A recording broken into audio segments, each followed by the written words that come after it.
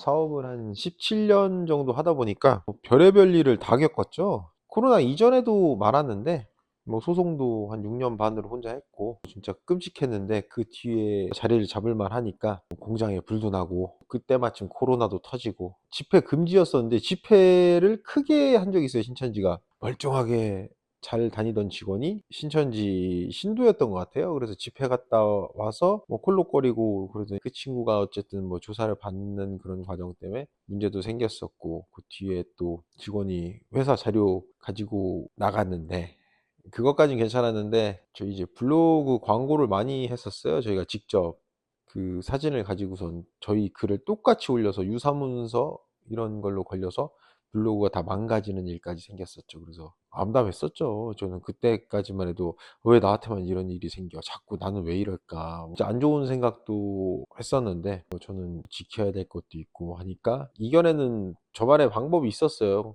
그냥 이겨낼 수는 없어요, 사실은. 처음에 그 일을 겪었을 때는 뭐 술도 정말 많이 마셨고 신세한탄도 많이 했고 화도 많이 났죠. 화가 그렇게 날 수가 없어요. 뭐 왜 자꾸 이런 일만 생겨? 왜 이렇게 힘들어? 나는 짜증나 미칠 것 같아. 술을 마시면은 감정이 더 격해져요. 그러다 보니까 더 실수를 하게 되고 문제가 생기고 지금 있는 문제도 복잡한데 거기에 문제를 하나 더 만드는 거죠. 악순환의 고리가 생기더라고요, 저는. 너무 고생을 했어요, 너무. 그 시절에 결국은 제가 깨달은 거는 누군가 해주는 건 없어요. 누군가 말은 해주고 조언은 해주고 좋은 말도 해주고 하는데 결국 내가 아니잖아요. 아무리 좋은 말을 해줘도 그걸 못 알아들으면 소용이 없는 거고 그리고 그 시기에는 들리지도 않아요. 뭐 어떻게 들리겠어요, 그 말이. 좋은 말 아무리 해준다 한들 아 너는 이런 일 안 겪어봐서 그래.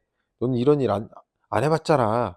뭐 이렇게 또 좋은 말 해주는 사람한테도 좋은 말이 안 나가는 그런 시기였어요. 혼자 고민을 좀 했죠. 했는데 그 시절에는 진짜 답이 없더라고 사실은. 마인드셋을 그렇게 했던 것 같아요. 이 일은 이 일이고 지금 할 일은 할 일이니까 우선 할 일을 하자. 망하는 날도 일을 했고 문을 닫는 날도 일을 했어요. 그리고 닫기 전부터 다른 일을 찾아봤고 계속 다른 사람들을 만나려고 했고 그러니까 이게 사람을 안 만나면 기회가 오지 않아요.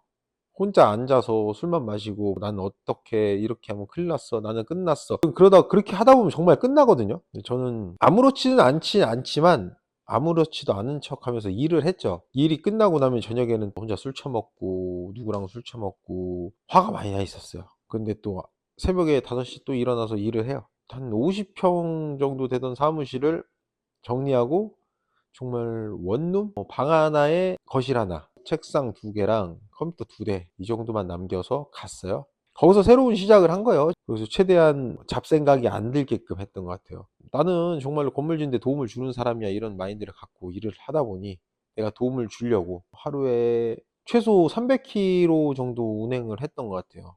만날 수 있는 사람, 도움받을 수 있는 사람, 내가 도와줄 수 있는 사람, 뭐 내가 도와줄 수 있는 일 얼마나 있겠어요. 그래서 이제 스피커폰으로 업체들한테 전화를 돌리면서 계속 이동을 하고 최대한 그랬던 것 같아요. 일 끝나고 밤에는 어쩔 수 없어요. 뭐 내가 망했구나. 그러니까 최대한 나를 바쁘게 만들었던 것 같아요. 더 피곤하게 만들고 그럼 이제 집에 와서 막 쓰러져 자게끔 그렇게 조금 극한으로 몰아붙인다 이런 것도 있었고 결국은 시간이 해결해 줘요. 사람은 살면서 죽기 아니면 까무러치기, 죽느냐 사느냐 뭐 그 딱 갈림길인 것 같아요. 내가 이 문제에 대해서 감당을 못해. 그러다 우울증하고 공황장애 이런 게 와. 그래서 또 이제 하다 보니까 감당을 또 못해. 더 이상은 내 정신력으로 감당이 안 돼. 그럼 사람이 보통 죽음을 선택하는 건데 감당을 못하는 일은 없어요. 솔직히 감당을 하기 싫은 거죠. 제가 어떻게 할 수는 없죠. 당연히 할 수는 없는데 보면 어느 부분에 술에 의존하고 하다 보니까 정신적으로 점점 약해지고 제 아는 사람 중에 공황장애가 와서 되게 고생을 하던 친구가 있었어요. 근데 그 친구 같은 경우 이제 공황장애를 극복을 하더라고요. 정말 대단한 거죠. 근본적인 원인을 파악을 하고 그거를 해결하고 그러면서 운동을 좀 더 열심히 하면서 자기 땀을 흘리면서 그걸 극복을 하더라고요. 저 역시도 이제 최대한 한켠에 접어 놓고 그 생각을 안 하려고 노력을 한 것뿐이에요. 그렇게 해서 세월이 흘렀죠. 7-8 년? 코로나 한 7년 됐나?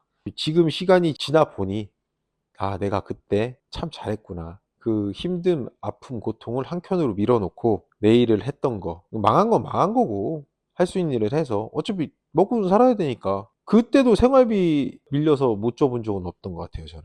정말 일부러 덜 자고 더 많이 움직였죠. 고생 총량의 법칙이라고 하잖아요. 고생을 하면 또 좋은 일도 와요. 좋은 일도 오고, 그러다 보니까 또 회사가 또 다시 커져서 다시 내가 재기를 하게 되고, 재기를 하면서 여유로운 생활도 좀 하게 되고, 그런다고 또 힘든 일이 안 오냐? 또 옵니다. 굴레라고 하잖아요. 굴레. 재밌고 즐겁고 하다가 슬프고 아프고 그리고 힘들고 어렵고 하다가 잘 되고 대박 나고 뭐 이렇게 가는 건데, 제 얘기를 해보자면 아파트 주차장에 불이 났어요. 저는 그때 가족 여행 중이었는데 어마어마한 전화가 왔어요. 문자, 카톡. 그러더니 뭐 집에 불이 났는데 네 차도 거기 있다. 어떻게 할 수 없잖아요. 폐차해야지. 그 전에 겪었던 일이 없었더라면 어떻게 하면서 전전긍긍 우왕좌왕 갈팡질팡 엄청 많이 했을 거예요. 근데 제가 그랬어요. 와이프한테 전화기 끄라고. 그냥 어차피 휴가 왔으니까 내가 지금 가서 할 수 있는 것도 없고 그냥 놀다 가자. 집에 수도전기가 끊겨서 들어가도 생활이 안 된대요.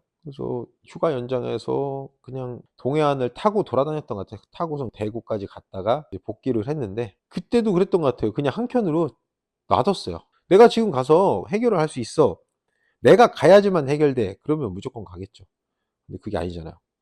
그러면은 빨리 포기하는 게 답이에요. 포기가 아니더라도 한쪽에다가 밀어놔야 돼요. 사실은 쉽지는 않은데, 그러니까 감정이 있잖아요. 힘든 감정, 슬픈 감정, 좋은 감정.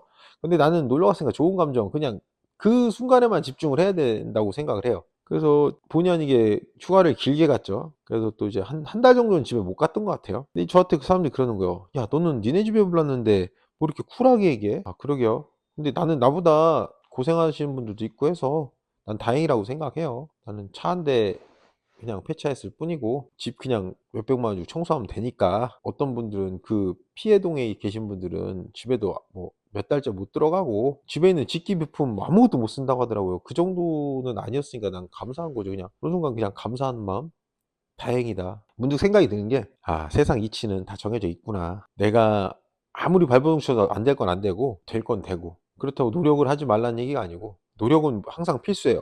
열심히 해야 되고 악착같이 해야 되고, 그런 사람들한테는 운이란 게 다가오죠. 운칠기삼이라고 하잖아요. 내가 보기에는 운이 90%야, 90%.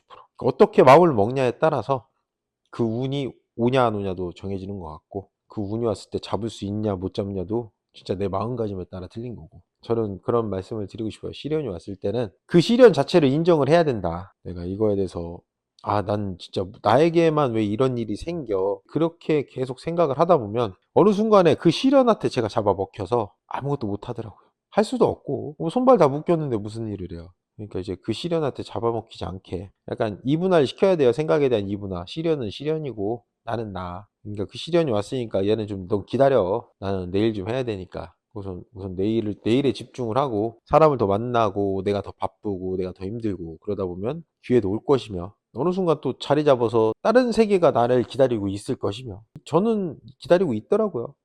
그렇게 해서 위기도 극복을 했고, 그 위기 극복한 건 덕분에 시간이 지나다 보니, 아, 그때 그랬던 게 또 이제 또 도움이 돼서 지금의 어지간한 시련은 그냥 그럴 수 있지. 그래, 이거 예전에 그 정도 했는데 이거 못 해결하겠어? 해결 못 하겠어? 이러면서 해결도 하고, 문득문득 생각나고 북받쳐 오르면 또 그것 또한 내 감정이니까 인정을 하고 가서 이제 운동을 한다든지 드라이브를 한다든지. 근데 저 같은 경우는 좀 그게 뭐 호숫가 같은데 물 있는 데 가서 좀 앉아 있는 게 제일 낫더라고요.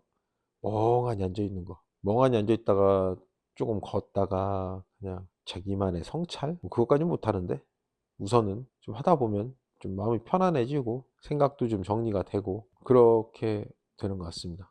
근데 맷집이 생겼다고 해서 고생이나 고통이 아프지 않고 이런 건 아니더라고요. 온 시련에 대해서 어떻게 최대한 빨리 해결을 할 수 있을까라는 매뉴얼이 생긴 것뿐이지 아프고 힘든 건 다 똑같아요. 올 한해 뭐 진짜 묘한 한 해예요. 시작부터 만만치 않았고 지금 분위기도 그렇고, 그렇다고 뭐 경기가 어렵고 시장이 어렵다고 지금 하던 일 그만둘 거 아니잖아요. 포기할 거 아니잖아요. 내 옆에 사람 힘들다고 내가 망한 게 아니잖아요. 그렇게 만들어지는 세상은 없어요. 다른 사람이 힘들어도 누군가는 잘 되는 사람이 꼭 있어요. 대부분 그래요. 그 심리적으로 안 된다는 소리가 먼저 들리고 안 되면은 거기에 또 동조를 하게 되고, 그걸 반대로 생각을 해보면 잘 되는 쪽에 동조를 하고 잘 되는 쪽으로 생각을 하면 잘 되는 일이 더 많이 생길 것이며, 제가 결론적으로 말씀드리고 싶은 거는 고통과 시련이 와도 할 수 있는 일을 하세요. 그게 제일 중요한 것 같습니다. 그래서 그 마인드셋을 정말 어떻게 갖고 가냐에 따라서 앞으로의 5년, 10년이 달라질 거라 생각을 합니다. 사업을 하면서 힘들다, 어렵다, 이게 해보고 싶은데 어떻게 할지 모르겠다 하시면 제가 도움을 드릴 수 있는 부분들이 많으니까 이 영상에 링크가 있어요. 문의를 한번 남겨보세요. 그러면 제가 도움을 드릴 수 있는 최대한의 도움을 드리겠습니다. 구독과 좋아요, 알림 설정 부탁드리겠습니다. 감사합니다.